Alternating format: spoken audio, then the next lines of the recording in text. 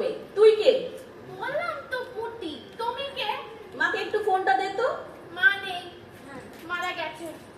মারা গেছে? কি বলছিস কি? হে ভগবান, এ কি শুনলাম আমি? মারা যাবে কেন?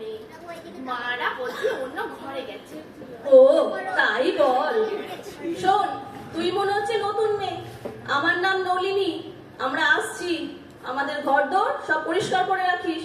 ঠিক আছে। কে ফোন করেছিল পুটি? নাম বললো নলিনী। কি বলিনি?